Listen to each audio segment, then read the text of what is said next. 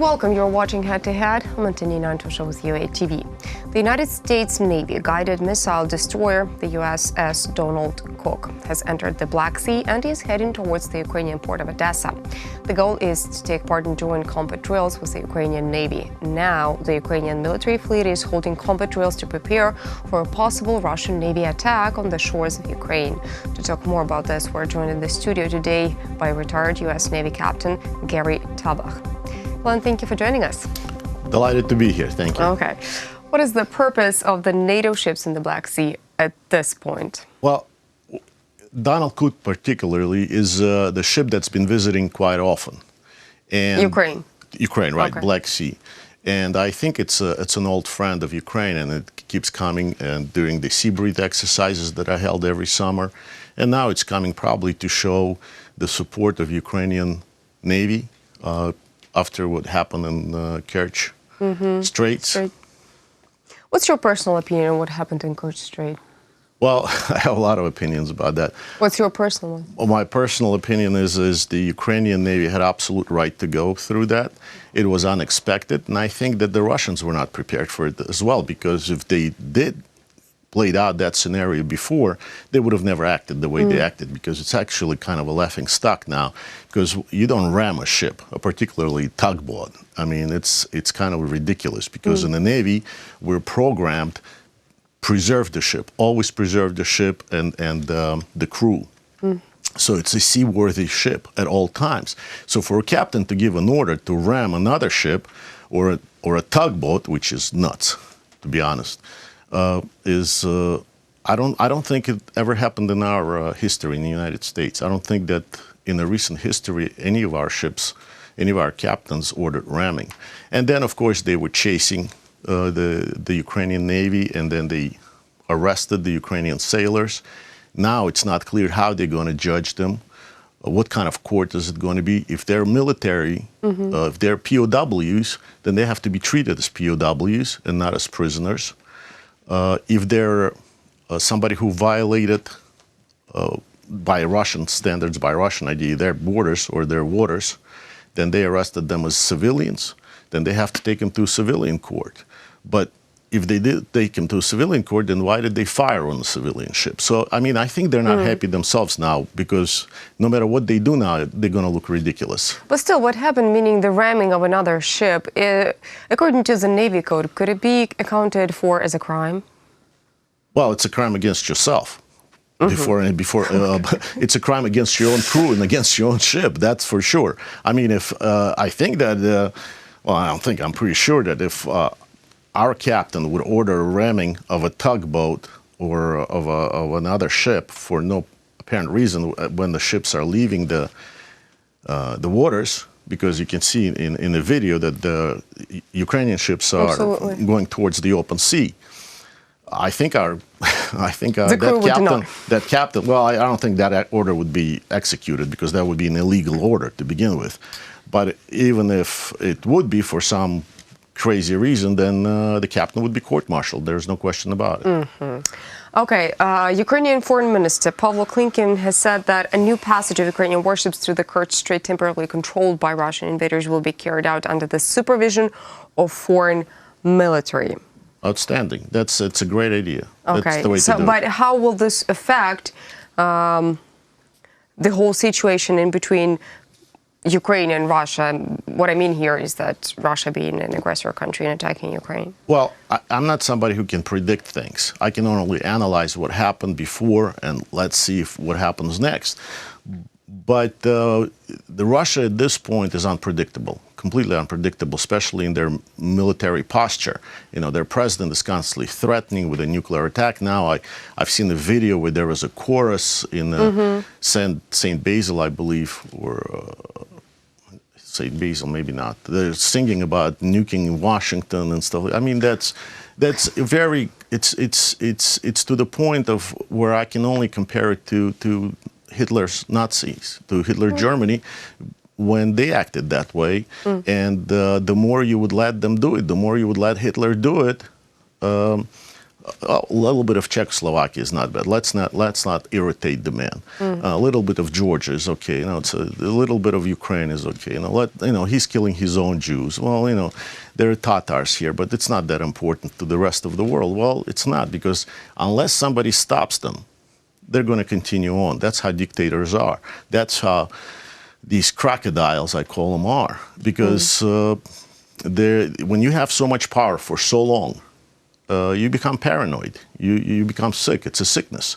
So the only way to stop them is to see what's next. And the next step is very smart, is to have foreign observers, have journalists there, and see. I mean, you can put me on the ship, on the Ukrainian ship, and see if the Russians will ram it or not this time. If they do, then there's something majorly wrong with them. Would it be fair to say that the Black Sea is an instability zone now? Of course it is. Black Sea never really...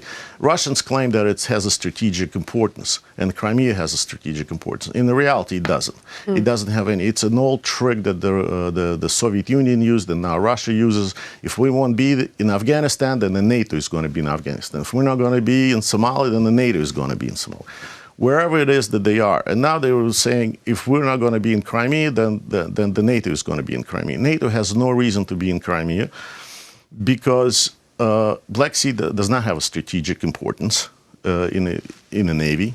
And many countries that surround, that shore Black Sea, are NATO countries. And to have one more NATO base in Crimea, they're senseless. There's no point of it. So it was just an excuse. Speaking of NATO, Russia annexed Crimea in 2014, and ever since, NATO has exceeded its presence in Ukraine. So in that time period, and what I mean is from 2014 to 2018, how has Ukraine coped with implementing NATO standards in Ukrainian military and Navy? Well, since 1914, Ukrainian military today does not resemble 2014. I said 1914. You see, that's how old I am. 2014 is not resembled. Today, it's quite professional military. It's well trained. It's actually combat hardened.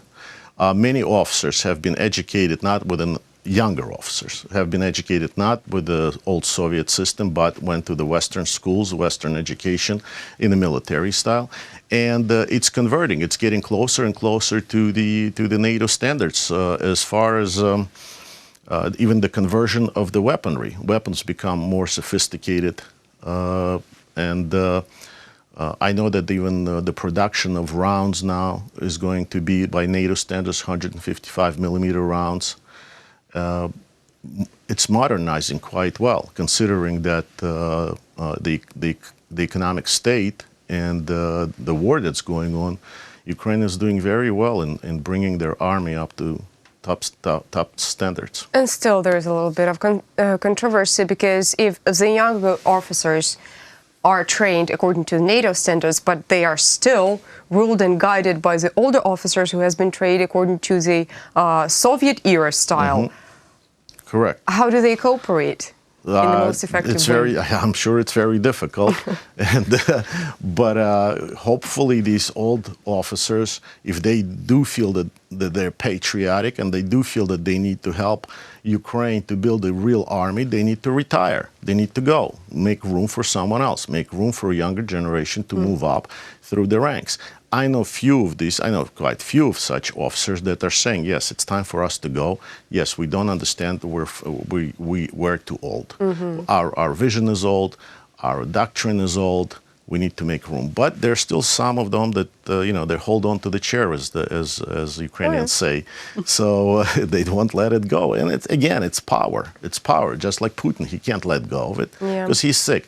Generals are no better. Generals are human beings. So they also like to hold on to those gold shoulder boards and what do you call them? Lampasy? Lampasy. Yeah, I don't know what it's called in English. In 2019, Ukraine and NATO are planning to enhance their cooperation. Am I right? And if they are, then what's going to change? I think that Ukraine is already cooperating. We have Ukrainian representatives in the NATO in Brussels. they're working very closely with all the other NATO countries. When I was in the NATO, Ukrainians were right there, and at that time they were not threatened by the Russians. So today I'm sure it's even better than that. And NATO is really, I know it's Ukrainians pay a lot of attention to being part of the NATO, but it's not. I think it's politically, for Ukraine at this point, it's politically and diplomatically more important to be part of NATO than being militarily.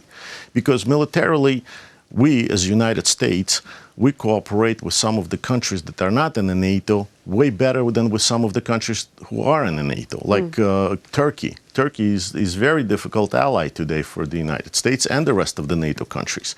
But Israel, Japan, South Korea, we work very closely with our militaries, with each other, and everybody knows that if these countries, these good old friends of the United States, if they will be attacked by their enemies, United States will be involved.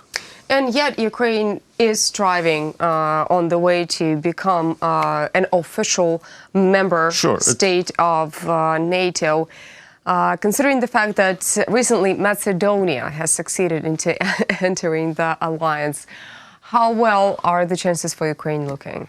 Well, I can only say at this point, I don't know what the future will hold, because you can't be part of the NATO if you have borders that are being contested, that are not clear. So I think part of the reason why President Putin attacked Ukraine and Georgia is to prevent them to go into the NATO. Well, they should join the Navy. Navy is a great team. Into the NATO, just so they couldn't do it. But will they be able to do it in the future? I don't know. Will NATO change its standards? I don't know. But for now, it's kind of mission impossible. Although, in the last 4 years, having a visa-free travel for Ukraine was a mission impossible. Breaking away from the Russian Orthodox Church was a mission impossible. So there are several mission impossibles that I said 1914 Ukrainians will never be able to do it. They did it. So hopefully they will do the same thing with the NATO. But again, I think at this point, NATO as a military force is not as important as diplomatic and as political force for Ukraine to be in. Thank you so much for coming. Thank you so much for inviting me. Great that you're doing it in English. Yes, we are. So the rest of the world can hear Ukraine's point of view. Of course, the rest of the world needs to know the truth about what is actually happening in Ukraine and not listen to the Kremlin propaganda. That's what we're doing. Which is in all the language. Great. I'm so happy that you're doing this. Likewise. Thank you. That was retired U.S. Navy Captain Gary Tabach. Thank you so much for watching. Stay tuned with UATV for more.